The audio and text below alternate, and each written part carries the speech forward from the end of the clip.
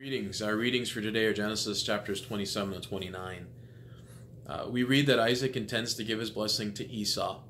And we remember, though, that Rebekah favors Jacob, so she's going to devise a plan for Jacob to receive this blessing. Jacob disguises himself as Esau by wearing his clothes, confirms that he's Esau, and the blessing that he receives is going to involve fertility and dominion. Needless to say, this deception of Isaac and taking away a blessing intended for Esau makes Esau very angry. We're encountering again a family that experiences heartache and separation. Though I believe that we should feel a little bit better about our own family dynamics when considering the family dynamics of the patriarchs in the Bible. Before going on to 28, I want to jump ahead to 29 and come back to 28.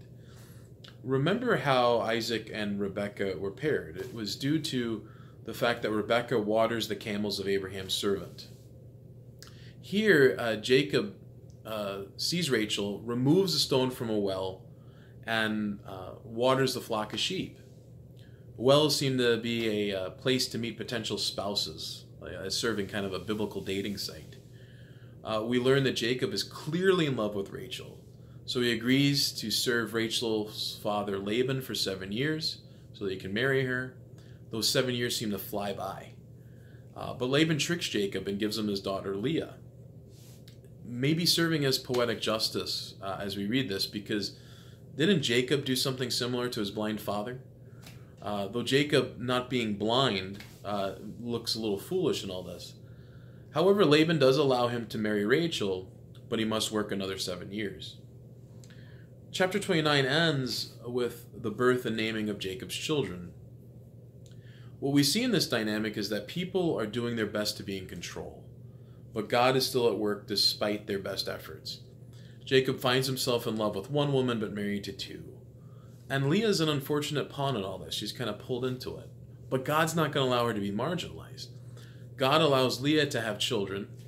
Rachel is barren. But I kind of compare this to even Hagar here, is that God's not going to allow them to be pushed away. He's going to work through them and allow them to be blessed as well. In chapter 28, we see that Jacob has a dream at Bethel. Isaac blesses Jacob through Isaac's own initiative. It's no deceptions taking place. Jacob goes to Rebekah's family to find a wife, not to escape any murderous intentions of Esau. Now, he has this dream at Bethel. Now, the word Bethel means house of God. And in his dream, he sees a stairway to heaven. And I think in the NRSV translation, it says it's like a gate, calls it a gate of heaven, even. I read that in the ancient world, that it was believed that there were certain places on earth where heaven and earth would meet. And Bethel is one of those places. Now, as Christians, what is God's house, or the house of God?